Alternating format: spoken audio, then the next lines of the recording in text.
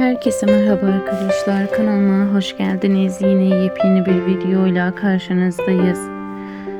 Barış Baktaş ve Yağmur Yüksel'in hayranları sosyal medyada yepyeni görüntüler paylaştı. Biz de anında sizlerle paylaşıyoruz. Umarım videomuzu beğenirsiniz. Videomuzu beğenip paylaşmayı, bize destek olmayı unutmayın. Bir sonraki videomuzda görüşürüz. Hoşça kalın, iyi seyirler.